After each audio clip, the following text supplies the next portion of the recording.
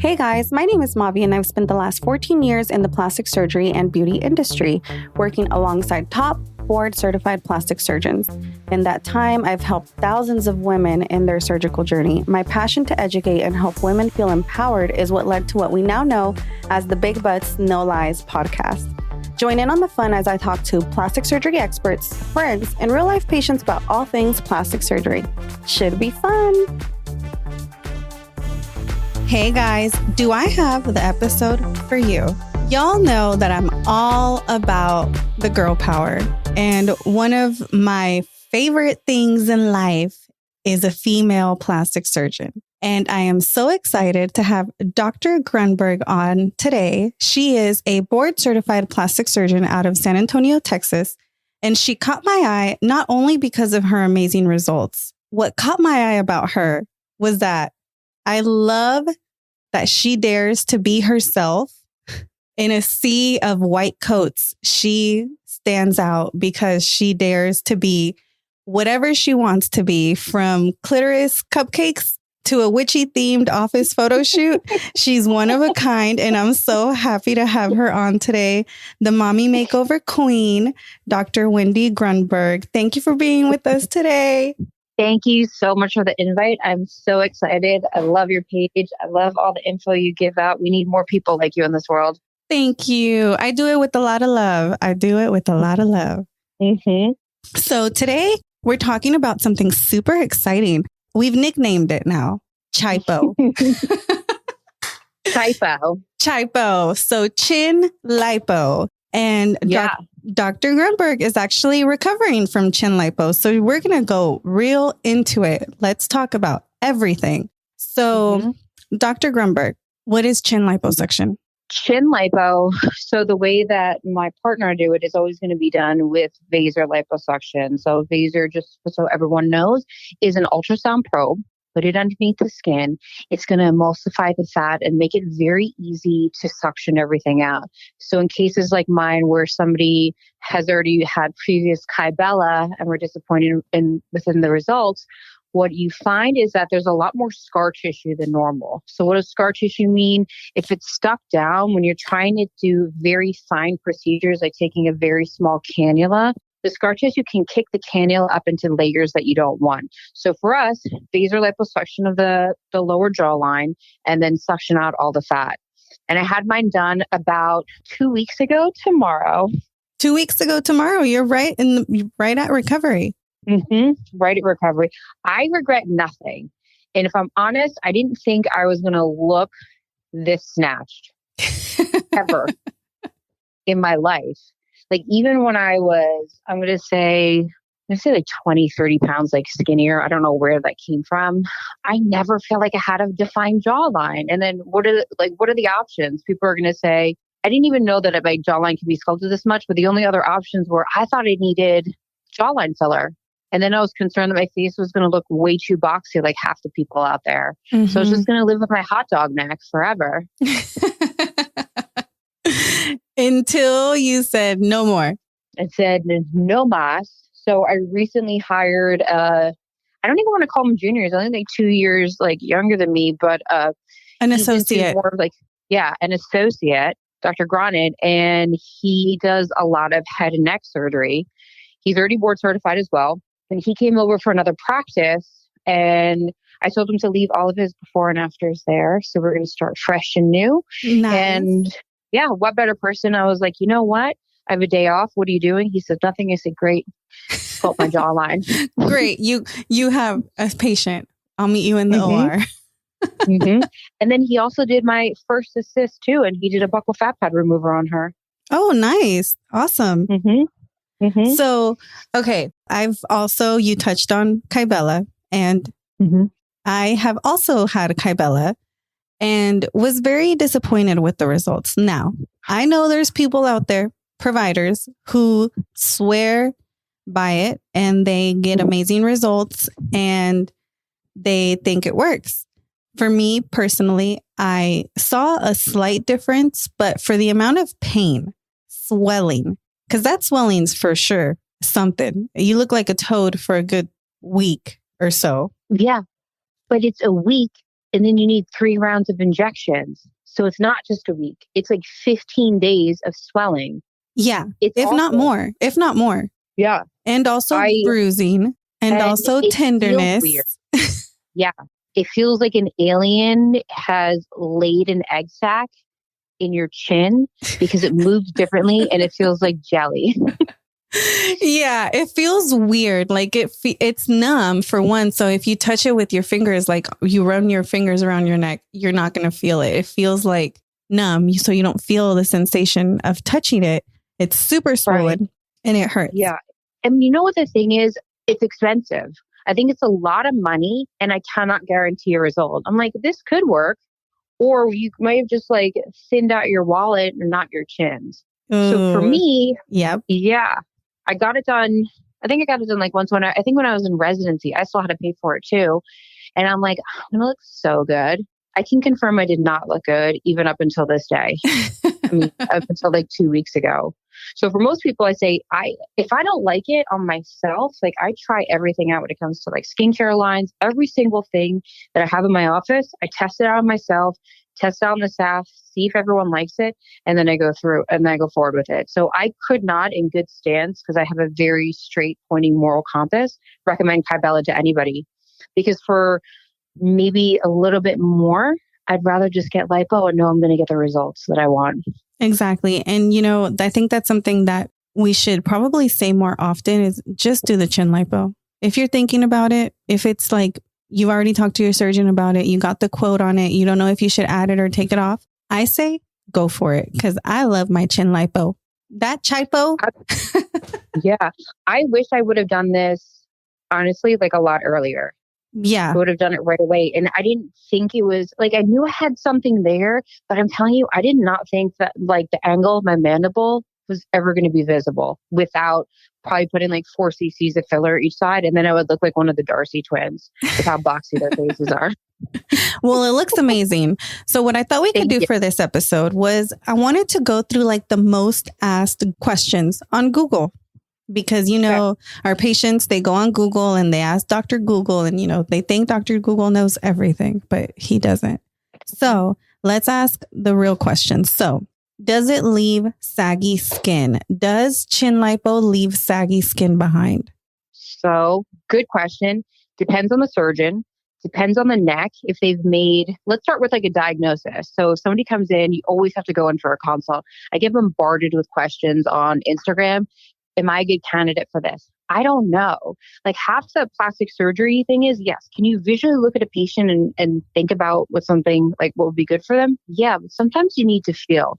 So if somebody goes and assesses the fullness in your neck and decides you need chin lipo, and some people you can go in and assess the fullness in their neck and it's just skin laxity. So if somebody does lipo on somebody who has just skin laxity and probably needed a neck lift, you're going to have laxity and it's going to look awful. If you're the appropriate candidate, when you assess the neck and there's some fullness there, should it bounce back and should it retract in? For the most part, if you're a little bit younger, you do things to stimulate collagen production because we haven't made good collagen in since we were all like 25 years old. It should bounce back. But there are other modalities that make Chipo, what Dr. Grunberg performed on me, a little bit different.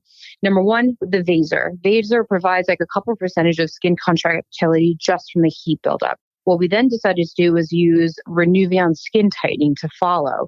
So all that is radio frequency underneath the skin that's hot, that's going to stimulate collagen production and also contract that dermatofibroceptor network. All that is the attachments from your skin to your underlying tissue. And then the biggest thing is just be compliant. Wear your garment. Oh my gosh. Wearing the garment is probably the toughest compliance issue we have for chin lipo. I hate it. How long is Dr. G going to make you wear it? First week was pretty much, I'm going to say 24 hours a day, took it off just to shower. And then he wants me to be in and out of it for the next like 3 weeks after that, as much as possible. So yesterday, you saw I was in the OR with my chin strap on. I hate it. I literally look like a wiener.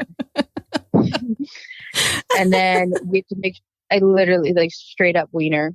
And then as much as possible at night. And then in between then is lymphatic massage, which I know how to do myself, just regular massaging, getting my skin used to being touched again from all the hypersensitivities.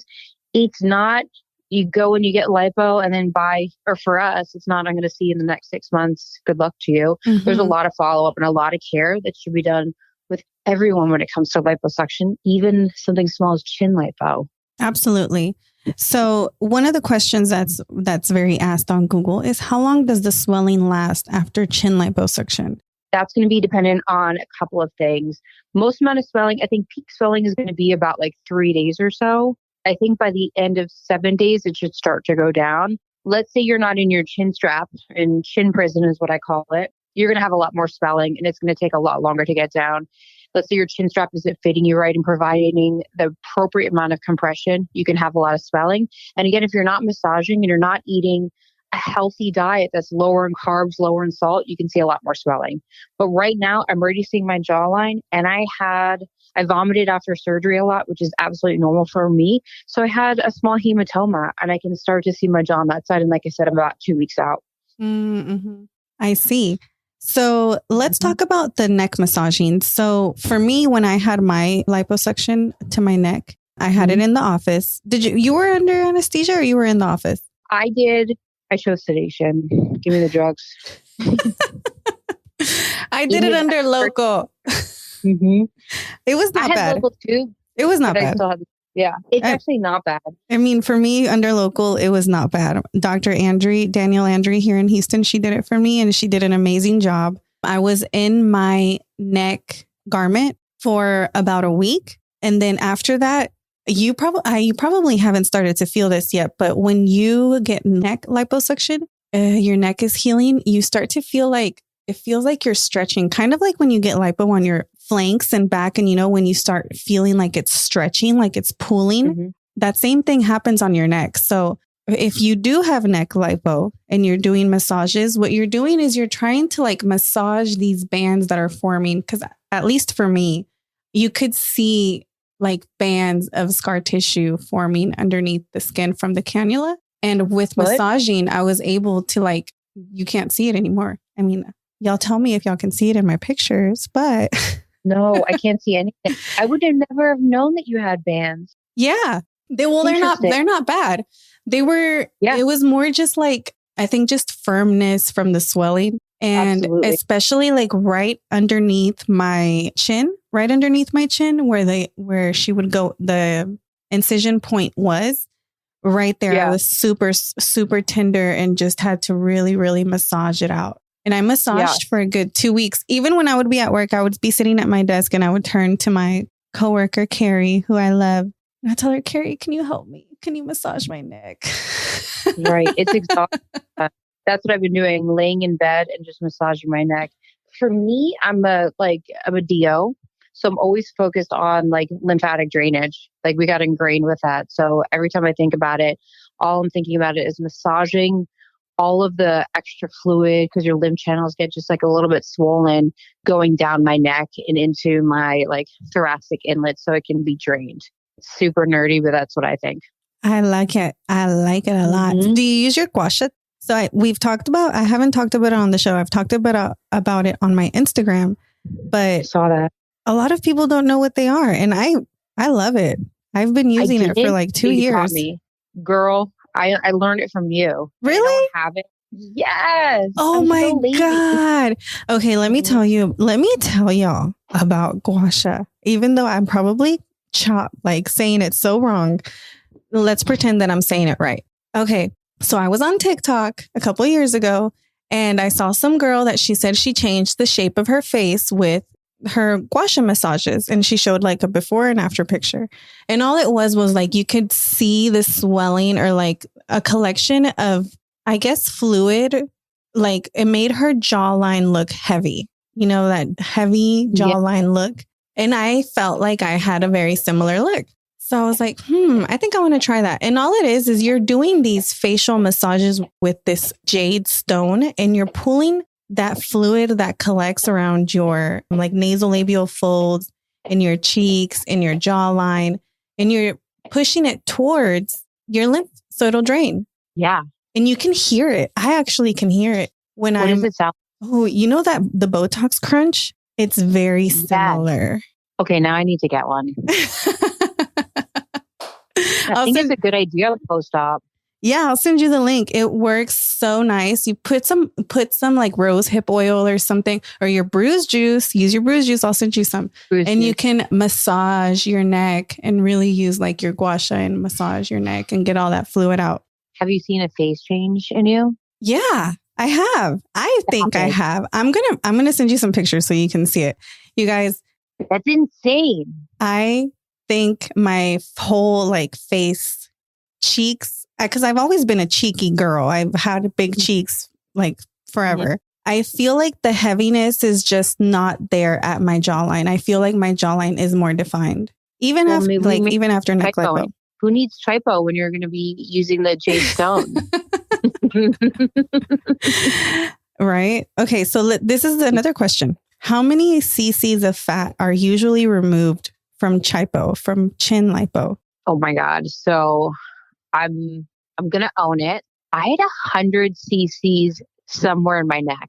Wow. So let's say the average. Let's say the average. What would you say on average when you do like CHIN lipo, on your patients? Let's just talk like submental on like an average build female. Like I can't even believe I'm saying this. It's usually like 5 cc's, if that. Yeah, that's what where did I have 100?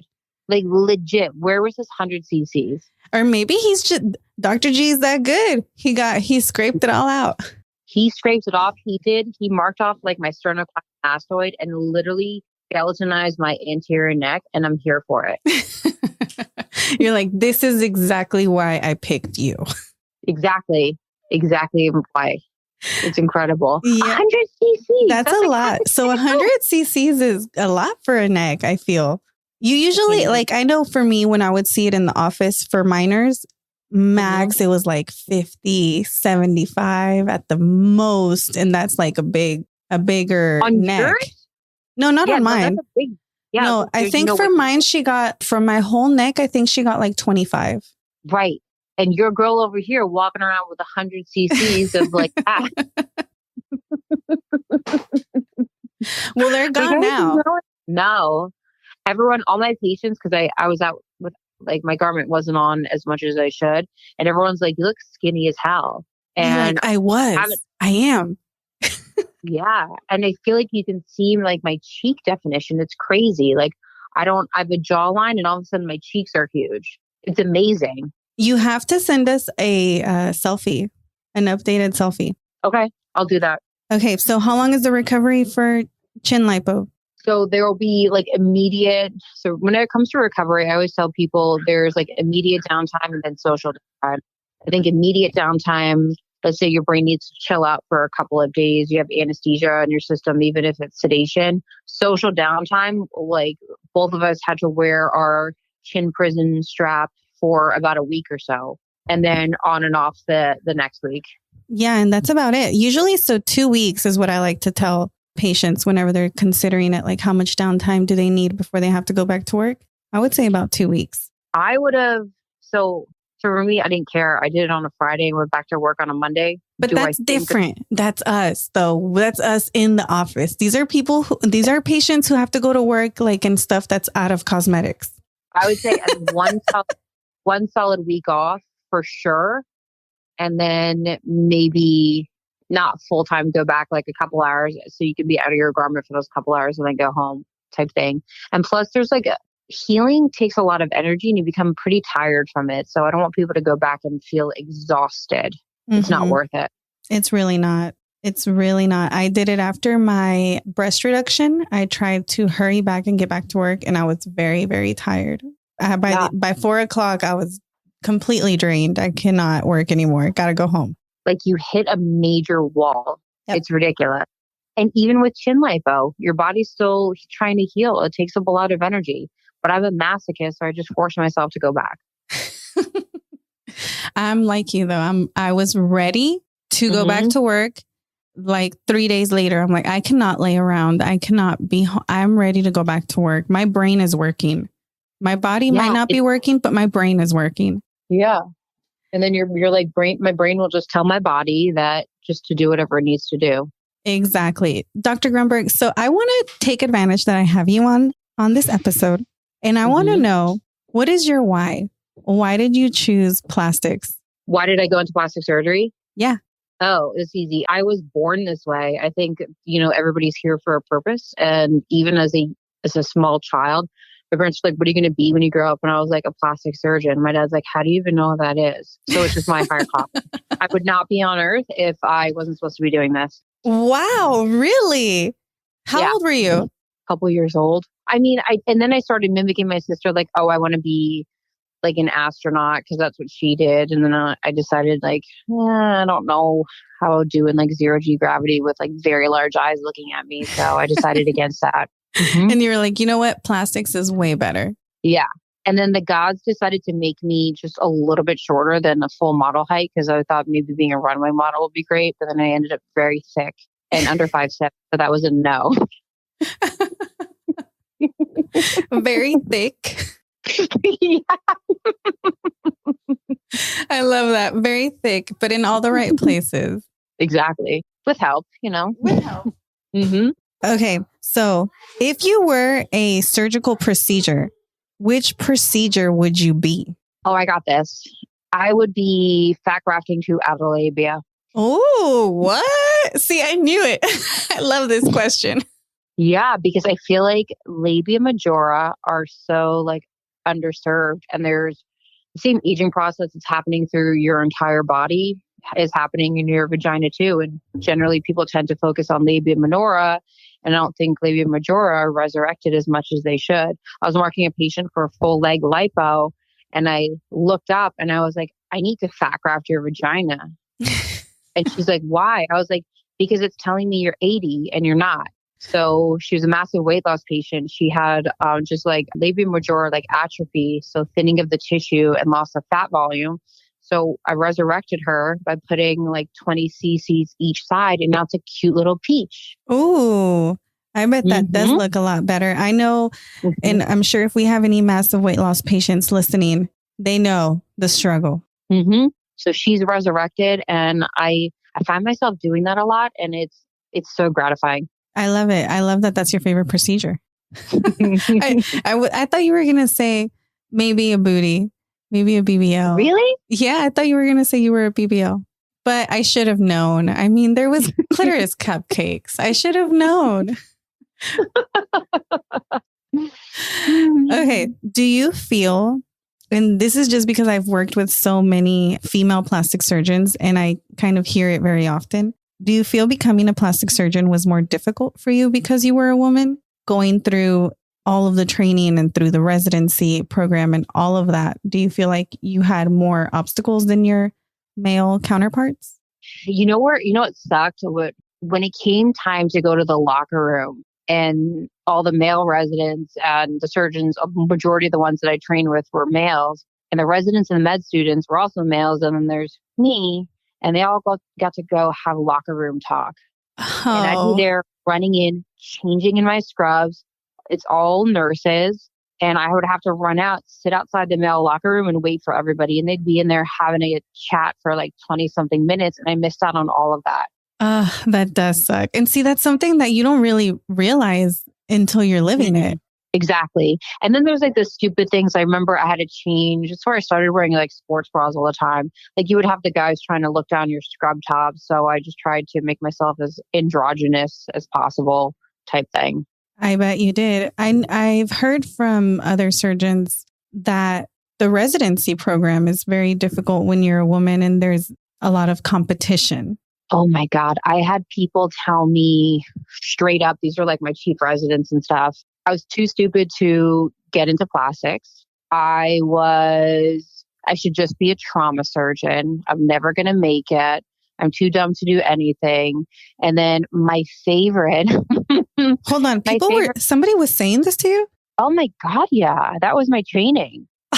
Literally, my chief resident sat there and he's like, you should consider something else. Cause I guess I didn't get the highest on the in-service exam. I'm like, so I think a little bit differently than other people. Like I'm not going to get in the top percentage. And he sat there and he's like, you're too stupid to get into plastic surgery. I've been told in college, too stupid to get into medical school. In high school, too stupid to get into the colleges that I wanted. Maybe I just come off ditzy. Or maybe you need that motivation of like, oh, you think I can't? Let me show you. Yeah, I'm like, bring it on. I'll shine bright because, yeah. And then so my favorite story, I went to, when I was taking my general surgery boards, there's a written exam and then the oral. So I flew to, I think I went to like San Diego, took my oral exam. And at that time you got it back the next day. So I remember calling my program director and saying, and because it was a very high fail rate at the residency, because there were only the residency I went to is like, it's pretty small. There were only like 2 to 3 residents per year. So if one person fails that year, then it's, 50% pass rate. So I call him up and I was like, hey, I just wanted to let you know I passed my orals. He legit says to me, you must have gotten an easy exam. Oh, what a jerk. Yeah. And I wish I would have responded, but I bit my tongue. Oh, I wasn't supposed to fillet everybody. Like, seriously, this is a standardized exam. And somehow he thought that I got an easy exam. And that's what he thought of me. Wow. That just goes to show. That really just goes to show. Mm-hmm.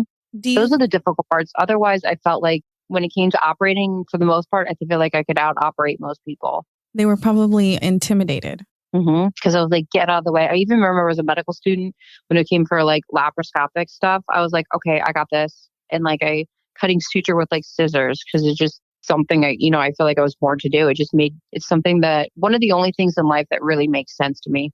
Cutting sutures with scissors? Is that what you said? When I was just surgery itself, when I was a medical student, I was doing laparoscopic stuff. Wow. Yeah. I was like, let me try. And they did. Let me see if I can get good at this. And you did. Mastered it. Yeah. And then there were people like in general surgery. I remember one of my attendings came up to me and he's like, I've never done an adrenalectomy, but I need to do this. You need to figure this out. And we're doing it laparoscopically. By the way, the case is tomorrow. I remember I just went home, literally watch a video. And I was like, all right, I got this. Did an I don't think they had done adrenalectomies there. They did the whole thing laparoscopic in like an hour and a half. It was perfect. You were like, I did a great. Patient did great. He's like, yeah. It's like, it makes sense to me, like I said. I love that. So when you were going through residency, did you already know you were going to go into private practice before you finished? Or did you decide, did you join a group or you went straight for it? I decided, literally, I didn't want a man to be in control of me unless it was in a bedroom. So I needed to be by myself. I love it. You're like, there's no man that's going to tell me when I'm operating. Correct. What I'm operating, what I'm going to do, how I'm going to run my business, what I'm going to say. And so anything outside the bedroom, I need to be in charge. Awesome. I love it. What do you think has been the biggest, because we do have a lot of plastic surgeon listeners who are in residency programs. If you had one piece of advice for them, because I had this question asked to me last week, what is your biggest piece of advice before they go into private practice? Don't let the bastards get you down. Don't let them think there's no space for you. No, don't. Someone's always going to have something to say. You're always going to be doing something wrong according to somebody else. If it feels right, do it. Don't let the naysayers tell you anything and let you second guess yourself. There was this guy I was dating. I hope he doesn't listen. He's a programmer. So he's very smart. And I was like, I need to go buy this. I wanted to go buy one of my machines. And he's like, I don't think that's a good investment. You should not buy the machine. You should talk about it with me first. And I'm like, I'm sorry, are you paying for this? Like, why do I have to ask you what you're doing? Like, what I should do? Because again, apparently I come off ditzy, the brain capacity to think for myself. But people are going to tell you what to do, tell you everything is wrong. You don't have to listen to them. Do whatever you want. Really? I mean, I've literally been saying that to myself. I have to talk to myself. I talk to myself a lot. And I have to tell myself, nobody even cares. Just do whatever you want. You don't have to get everybody else's opinion or, what they want or what they think. Do what you want. Exactly. Do what you want. Do what you feel right. I did share an office with somebody when I first started. And and it was just an office sharing thing. I ran my own business, paid my own way, paid the rent. And they were upset when I didn't tell them I was getting a billboard somewhere and I should have cleared it with them. I'm like, what's going on here? You're not my father. You don't pay my bills. I don't have to clear anything with you. It's just so weird. It's so weird. So let me tell you guys, my girls, let me tell y'all, it's really interesting dynamics when it's a big group of surgeons, and y'all only get to see a portion of it through social media, or even when you go through their practice and you talked only to specific people. But there's so much office politics, even just with surgeons and other surgeons, even in the same city. It's like, okay, yeah, we know you're not supposed to do it like that, but there's somebody doing it like that and nobody's telling them anything. I guess you can do whatever you want. Exactly. I think the end of the day, just do what you want to do. Like if it doesn't feel right, I can't do it. And if I'm thinking about it all up at night, I have to fix something. So yeah. For a patient, if a patient is considering having surgery, and my number one thing is find yourself a board certified plastic surgeon, Agree. All of the experience from the front desk to the consultation, all of that is very important. But what is something that you think we don't talk about enough that should be on our radar when patients are looking for surgeons? I agree with everything you said 100%. The whole thing needs to feel right. I tell my patients, they're like, I've had other consults. I say, good. Surgery, when you meet your surgeon, that's a long-term relationship. You need to speed date people. The person needs to see your vision and how you want your body and what your goals are. And they need to be inside your head. And if it doesn't feel right and you don't feel like it's a good long-term relationship, it's okay to go to somebody else. I know I am not everyone's surgeon, and that's okay. Some people are going to hate that I drop F-bombs and I curse and I'm very straightforward, Northeast and honest. And that's okay. And I get that. And that's okay, because the patients that do come to you and that do find you, they love that about you. Like, I love that because you're just like me. You're just like a patient. Normal. Yeah, exactly. I'm operating at a surgery center, and one of the nurses was telling me, she's like, I can always tell when it's your patients. They're so cool. They're so down to earth and they're so chill. I'm like, that's what I want. I want people to come into an environment, feel like they can take a deep breath, relax, and just be honest. And that's it. Honest about their goals, honest about how they're feeling, and just be themselves. I love it. And I hadn't really thought about that, how your patient demographic and their personalities are going to go with yours. So your patients are like top tier patients for you specifically. Right. They're my people. Exactly. They're your people. I love it. And you stand out. Yeah, I hope so. And for good reasons. But yeah, like I said, I just want people to feel okay talking about things that they may be embarrassed. Like I had, this is like my ideal patient, and I'm about to curse, so I'm going to warn everybody and say something very sexual. I had a patient who comes to me and she's like, I want to get a breast augmentation. I was like, okay, well, what are your goals? Like, how big do you want to be? And she turns and looks at me. She's like, I just want my husband to be able to titty fuck me. That's amazing. I love that. I'm here for that. Okay, so let's start with this size. Right. I'm like, I got it. Like, I know your goal and let's get there. I know your vision. I love it. I love that she was open enough to tell you, because you made her comfortable enough to be open. Exactly. And then I have other patients that say, when it comes to like body work, I have a patient, she's like, listen, I work too much.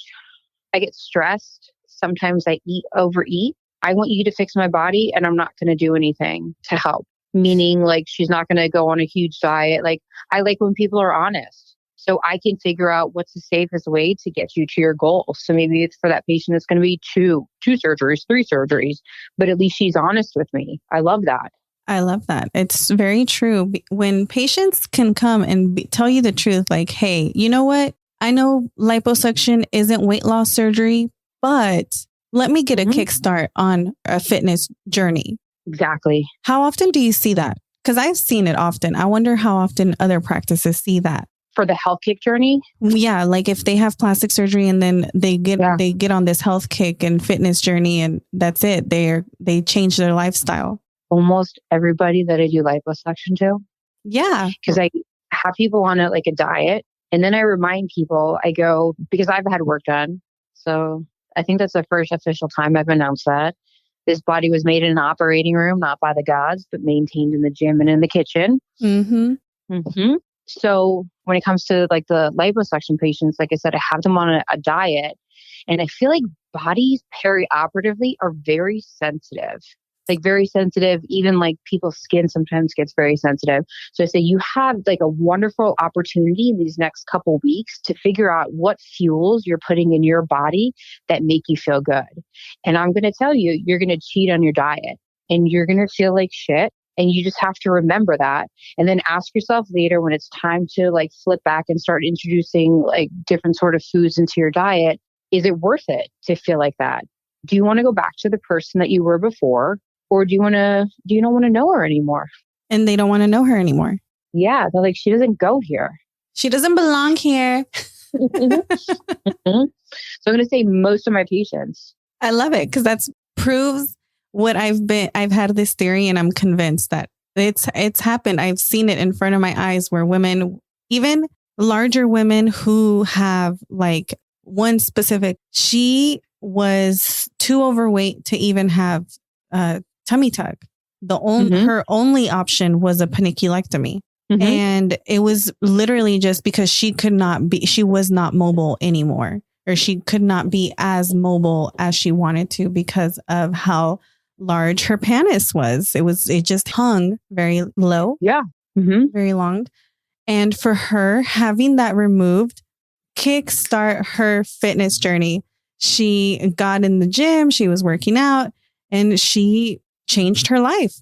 Changed her life around. It's awesome. And it's magical. I was talking to a patient. I think it's going to be in my post for tomorrow. So when she came to see me, I think she was like around like 230, I want to say. But a huge diastasis, large breasts. We did breast reduction, tummy tuck with some, of course, like vasor lipo sprinkled in there. And I remember pre-op, she's like, well, I'm not giving up on soda. And I said, well, I'm not operating on you if you're going to be drinking soda. And I was like, you have to give it up. You're putting fake food, like it was Diet Dr. Pepper, fake food in your body, and you're not going to heal well. It's going to be a miserable recovery. She is now at the gym all the time. I love it. 160 pounds now. No sodas, eats so healthy. Her skin looks amazing. She's glowing. She glows every day now. And she's like, I'm a better mom, lover, friend, all of that because she feels good. And it stems from the inside. It's not the outside. Not the outside. It's the confidence that is built on the inside. Yeah. I love it. I wish we could bottle it up and just show it to people. Like, look, this could possibly be you. You could have this magical glow if you did these things. Because it's amazing. That's why I share all those messages that people send me. Like I know it's private messages, so I always block who's sending it. But that's when people are like, I never in a million years would thought I would do a boudoir shoot, and then here I am. Look at my sexy ass. Exactly. And they're like, I never had the confidence, or always had issues with that. And that's why I share all those messages so people can be like, it's a normal thing. We don't have to not. Everyone can talk about it. We all get plastic surgery. That's what I'm saying. Everybody you look around, if they look younger than they are, they might have had some help. Yeah, exactly. Or 1000%. Or like magical genes, but I don't really think it's magical genes that often. I think it's more like a little Botox and a little lipo and a little this and a little that, a little skin tightening, a little tweakment. So for the chin lipo, before we change the subject, how painful was it for you? Oh my God. Not. I took one Tylenol with codeine. That's it. Nice. I really didn't take any pain medication after it. It was more. You did? I didn't. Yeah. I'm not a pain. I really don't like taking pain medication because it messes me up. I'm a lightweight. Yeah. I I don't like the way it makes me feel. And I didn't need it. I was sore and that's about it. So if on a scale from 1 to 10, would you say chin lipo is worth it? Because the question on Google is chin lipo worth it? 1000%. If I could, above a 10 plus. 10 plus. A 10 out of 10 recommend. If you're thinking about chin lipo, go ahead and do it, girl. Because one, you're already going to be there. Might as well do the recovery all at once. If you're having 360 lipo and you're just thinking about adding the neck, just go ahead and do it. It doesn't add very much to your recovery. It doesn't add very much to, well, it might add a little bit to your cost, but overall, if you're already in the OR and you're already in there, it's much cheaper to do it while you're already in there in the OR than coming back again and doing it under sedation and doing it under sedation. And plus the garments, you're already going to be in garments. Might as well look like a hot dog or a penis for the same week you're wearing the garment. So you'll have all your downtime at once. You know what I received, actually, since you said penis, I got this question to my Google page about penis enlargements. So I told them to go to a urologist, but I know there's plastic surgeons out there who do, is it fat grafting? You can do fat grafting or filler, but I think the average, it only gives you about 0.5 centimeter of girth. And then I think depending on use is going to be dependent on how long the filler is going to last. Adding filler fat grafting is for the girth, not for length. Yeah, right. So who do you send them to if you have somebody come into your office? Do you send them to a urologist if they want length instead of girth? Oh, length? Don't you have to cut like a penis root? Yeah, I don't know. I'm wondering because I want to be able to guide my, if somebody comes and asks me, I'm like, I think you have to go see a urologist if it's for length. I think there's some plastic surgeons who are comfortable with it. I know a bunch that routinely will fat graft genitalias, like male genitalias, and even put filler in. I think it just depends on the surgeon. On the surgeon, but plastic surgeon will do it too. And then when it comes to penile lengthening, that I would probably lean more towards the urologist, just in case any contraptions or other surgeries have to happen. Good to know. Writing my notes. Writing it in my notes for future reference. Okay. I got that. All right. So last but not least, if you don't do chin lipo, what are your alternatives? Non-invasive stuff. And minimally invasive. We'll start with minimally invasive. Face tight, that can be done under sedation, radiofrequency wand under the skin. However, it's still the same incisions. And if you do face tight, sometimes you have to lipo a little bit. So it's not full blown lipo. You just have to lipo just enough to get all the oils out. And then it'll be skin tightening. Second option is going to be something called Morpheus, one of my favorite things, microneedling with radiofrequency. When the needles are dialed to a depth a little bit deeper, like 4 to 6 millimeters, then you can actually heat and shrink that fat and melt it away. I want to do Morpheus. I want to do Morpheus from my head to my toes, everywhere. Me too. Me too. I want to do it on my boobs too. I want to do it on my butt and on my hips and on my neck. I'm getting one of those body hand pieces, and I'm literally going to be doing it all day. Whenever you get that hand piece, I'll be in San Antonio. I know it's only a 3-hour drive. I'll be there. It's not bad. And then the last thing, the other toy that I have is something called a Vogue. Again, this is just an external device. So when you put the device on to do skin tightening, their studies have shown about a 3 cc volume reduction in the submental region. So that can provide a little bit of volume reduction as well as skin tightening. And I'm not going to say Kybella because we know how we feel about that. What about cool sculpting? No. Okay. So I don't like cool sculpting. I don't think I think for the amount of money that patients are spending on it, you might as well just save your money for surgery. If you're spending $13,000 on cool sculpting, which I've seen. Wait, what? Yeah. 13. No. Oh yeah, for sure. I've seen it. I've seen people spend 18 grand. Yes. What? Uh-huh.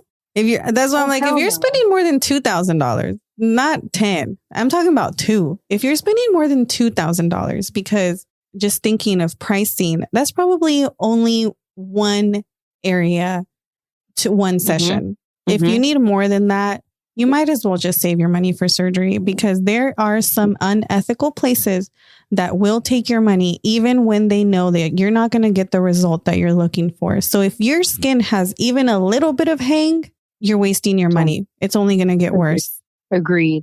And then there's always that dreaded complication of paradoxical adipose hypertrophy from the cryolipolysis, meaning that, you pay, I guess, $13,000 to get your whole body cool sculpted. Mm-hmm. But then instead of for the fat to be reduced, but instead the fat gets stimulated and gets a lot bigger. Because then after that, the only way to fix it is to actually go and get liposuction. Mm-hmm. Exactly. Which is the cure for it, right? Mm-hmm. Or a tummy tuck if it's on the abdomen. Mm-hmm. Yeah. I don't like that machine. It's not one of my favorites. It's really not one of my favorites, although it's been in the industry for a while. Mm-hmm. And you guys, let me tell y'all, nobody can sell like a laser rep or like a mm-hmm. like these reps, because they hustle. When you leave that meeting, you're convinced that cool sculpting machine is gonna work. Mm-hmm. So, and yeah, I think it's, like I said, it's expensive. I demoed it once. Somebody was like, "Oh, I need a volunteer," and I'm like, "Perfect." I was a resident. It's like, this is going to be great. They're like, "Well, you're going to sit at a party. We're having like a bunch of cocktails, and people are going to be there, and you're just going to be getting cool sculpted. People may come up and ask you how you feel." I said, "Count me in. It'd be so skinny, 30% volume, like fat reduction in a couple weeks. Yeah. But put this thing on me." And then my stomach proceeds to get suctioned up into like holy freezing hell. And then it hurts so bad. And I have a very, very, very high pain tolerance. So it's suctioned up and the thing freezes. I'm like, okay. So I'm sitting there smiling. It's super uncomfortable because you don't feel like you could take like a deep breath. And then, the timer goes off. My session is done. And then they unhook the suction, and what looks like a very large stick of butter, which is my stomach, comes out of the thing. And I was like, what? Frozen. I felt it. It's completely numb. It's my tissue, and it literally looks like a frozen stick of butter, red, white, because it's dying tissue. And then this woman has like, "I have to rewarm you." And I'm like, "What the fuck does that mean? You're not touching this butter thing because it feels really weird and it hurts." It hurts. So it hurts so bad. So she proceeds to start to massage it. And then that's when, of course, a group of people are coming up. They're like, "Oh, does that hurt you?" And I have to put on like I should have won an Oscar for that performance. And I have to no, I'm like, you're gonna look so good after you get this done. And it was awful. So then the doctor, who I was I guess we'll call it the model for, he's like, "Hey, you may need some gabapentin after this." I'm like, "What?" I had such nerve pain from like rewarming for like the next like week or so. I was on gabapentin around the clock. And like I said, I have a very high pain tolerance. I waited 3 days when I knew I had like appendicitis to go to the hospital because I had to get some work done. So like I was like literally peritonitic. This was worse. This was awful. Oh, let me tell you, I know. Before I had my surgery in 2017, I tried cool sculpting on my tummy, on my like lower abdomen below my belly button. Mm-hmm. Mm-hmm. And I was freaking out. I called the esthetician that did it for me. And this is, of course, we were at work. And I was like, "Hey, I'm having like really bad pain. I think I have to go to the hospital." And she was like, "No, it's normal. It's normal." And I'm like, "No, I think I'm dying. Like I'm having really serious, intense pain." And she was like, "No, it'll go away. Like just, take some Tylenol. I'll see you tomorrow." And the next day I'm like, "Hey, I didn't sleep. Like this pain is really, really bad." And I just had to deal with it until it went away. Oh my God. I totally forgot. I didn't sleep for 3 days because it hurt so bad. Yeah, it hurt so bad. Bad. Oh my God. No. I have PTSD from that. I blocked that out of memory. So for me, it's not worth it to go through something that requires, let's say, a long-term medication that has like side effects. And I mean, long-term meaning like a week for one simple little fat reduction. No, lipo is a million times easier than that. Recovery, even the recovery pain from liposuction does not compare to that pain from that cool sculpting. because Why is that? that's crazy. But what is it? It's the nerves are waking up, right? That's what supposedly, that's what I was told, that it's the nerves. No, that's exactly what it is.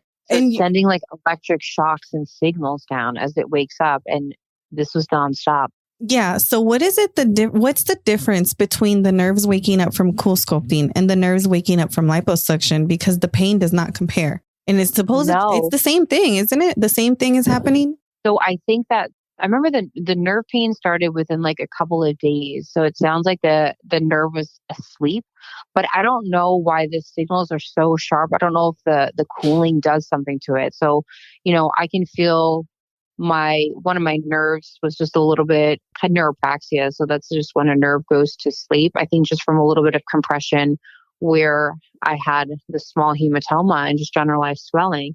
But every once in a while you feel a shock and it goes down the nerve, but it doesn't stop you in your tracks. Mm-hmm. That cool sculpting thing, I wanted to die. Yeah. So if you're listening and you're considering cool sculpting, I would think again. Sorry, cool sculpt. Sorry, Allergan. Don't hate me, but if you don't hear from us in a couple of days, Allergan did it. Allergan did it.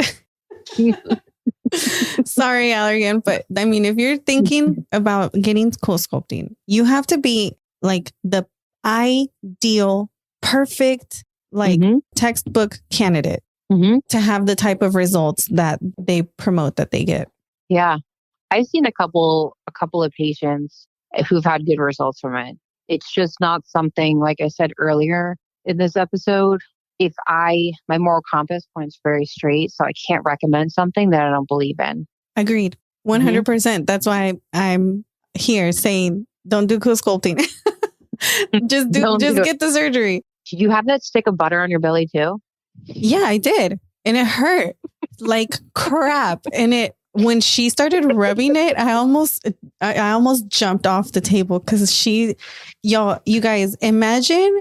It's so hard. It's frozen. Like pinch your skin, get a good pinch of like that skin right below your belly button, like put your thumb into your belly button and get a good pinch. And then imagine all of that, like a handful frozen. It's so cold. Like deep freeze. Yeah. Not like I put it in the freezer. This is a deep freeze. Like you went to Antarctica during the winter. Yeah. And your stomach. You can't even touching it just feels so painful, like sore, but painful. Yeah. So, and jiggle and like weird. Yeah. It's like foreign. Yeah. No. I'm glad we agree. Though. So bad.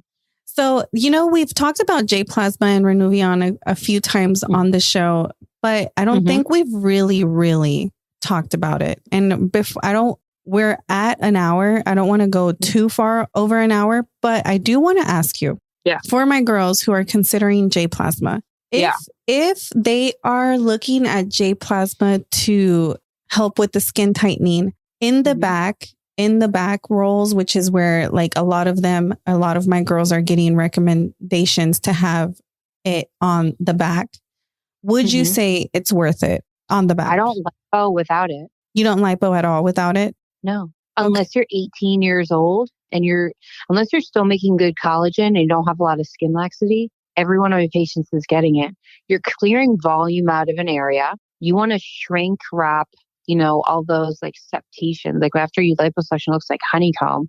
And what I found in my patient population with vaser lipo, I have like minimal seromas, like pocketed, loculated seromas, especially in high def patients. None of that stuff happens rarely.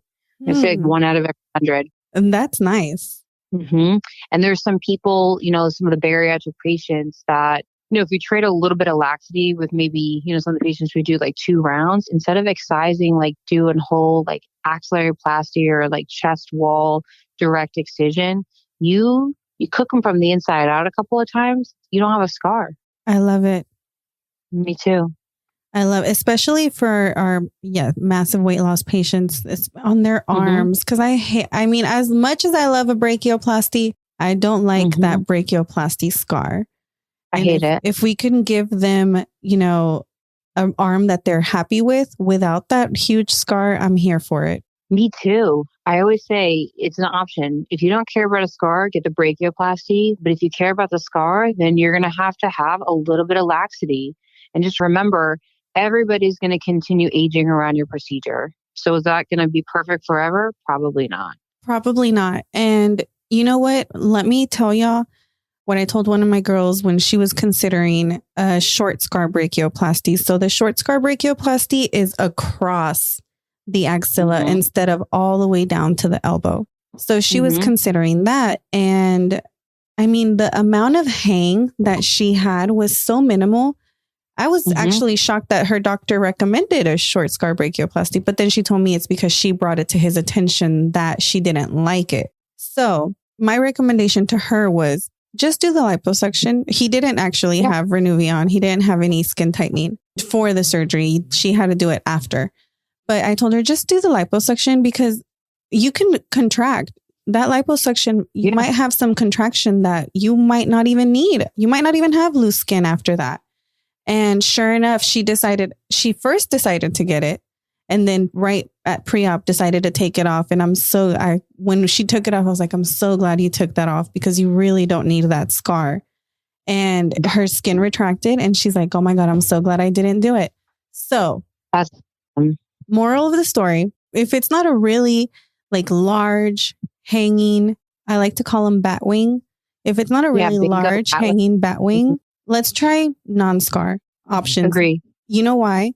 You might think you don't care about that scar right now, but when you're feeling yourself after surgery and you've already had your tummy done and your breasts are done and everything's done and you can wear whatever you are wanting to wear, you're going to hate that you have that scar. Yeah. Especially when it gets wide and separates and it stays pink and then gets hypertrophic. It's not amazing.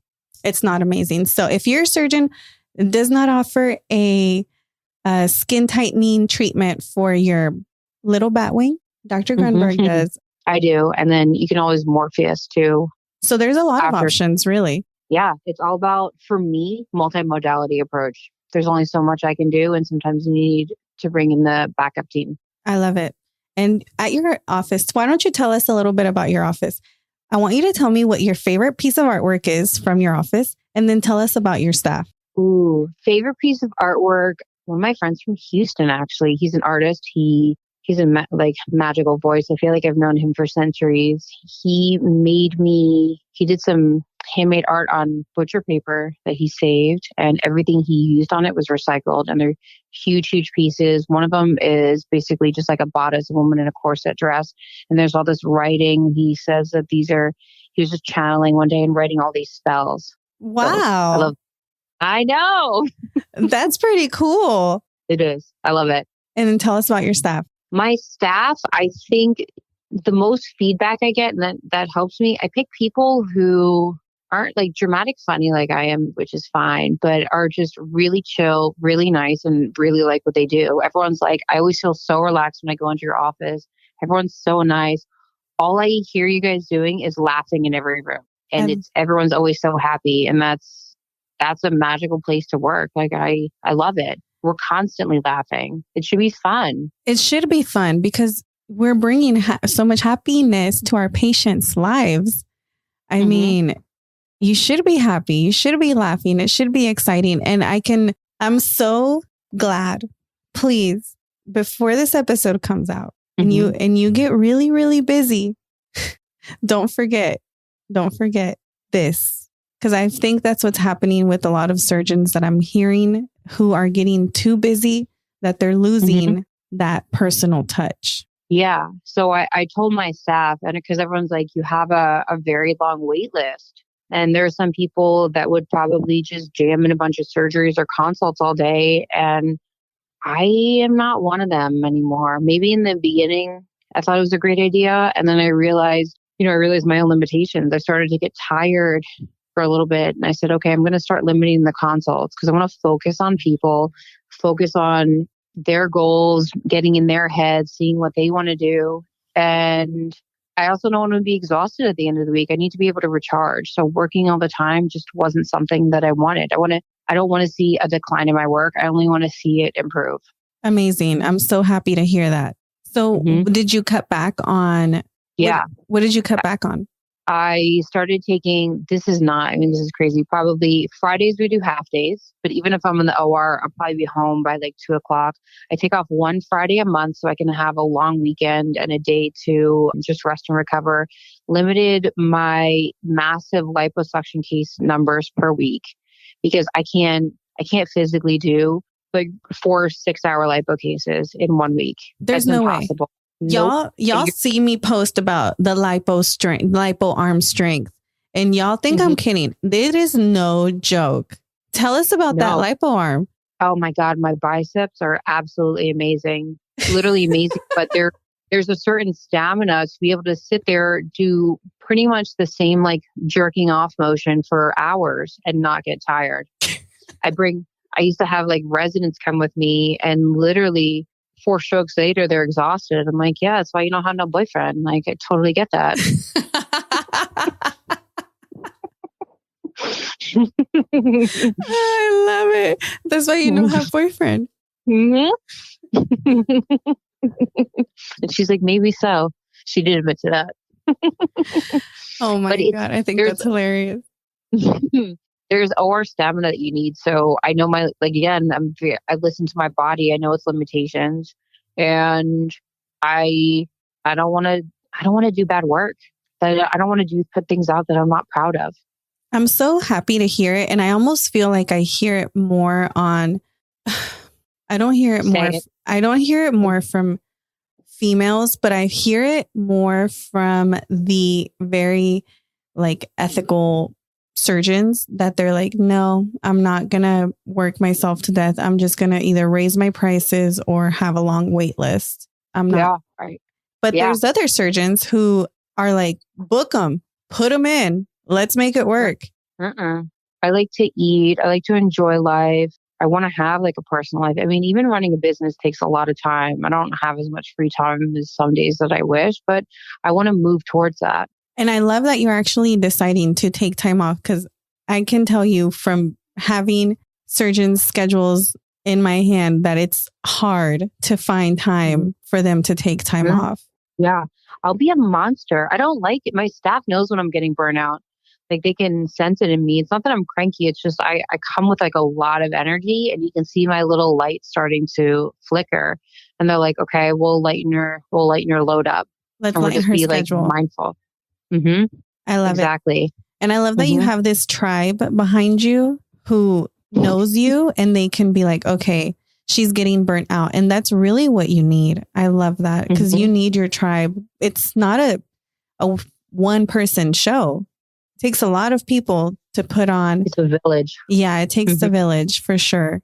You know, they take care of me because, like I said before, I'm a masochist. I would work till I died and just keep pushing and pushing and pushing because I'm crazy about my own limits, but they're good people. They're really good people. That's good. I'm so glad. So before we go off, why don't you tell our listeners where they can find you? I am in San Antonio. This is new. I'm probably going to be moving offices soon because I've grown out my space. But right now I'm in Stone Oak. My office number is 210-714-5390. But most people find me on Instagram just at Dr. Grunberg. It's my newer page because Instagram canceled me several months ago. Oh my God. Tell me about that. What happened? They just blocked your page? No, they disabled it. The page no longer exists. It's 4 years of work and posting and so many followers. It's gone. Oh my gosh. So you just have to start back from zero. Yeah. That's what this one is. It's been a couple of months, but I never, people were reporting my stuff for bullying, sexual harassment, sexual solicitation, graphic violence. And I'm like, none of this is happening. It's just before and after pictures, people. Yeah. I'm like, you want to see before and afters, but then you're going to report me for putting before and afters. Someone's starting to report me again recently, and even on fully closed patients. It's insane. I feel like there might be a little population of bitter people who don't, who maybe want surgery or just are having a bad day, and they're like, I don't want to see this anymore. Report. Unfollow. I know they should unfollow, but they're like, no, report. Yeah. I'm like, I hope you feel empowered by that. Well, It's crazy. maybe it's their win for the day. I try to think, when somebody does something rude or mean, I always try to think, I wonder what's going on with them today for them to feel like making me feel bad is going to be, is going to make them feel better. Yeah. Because most of the time they're having a bad day. Or they're just having a bad life. Yeah. Or they're having a bad life. I for sure have come across those. They're just having a bad life. I think I got yelled at, scolded. Somebody was upset that I posted something when I was talking about a labiaplasty, like criticizing me, telling me I mutilate genitals. I'm like, what is going on here? There's just some people that are like that. Their mentality or their thinking is just a little bit different than ours. And that's okay. They just need to find their people.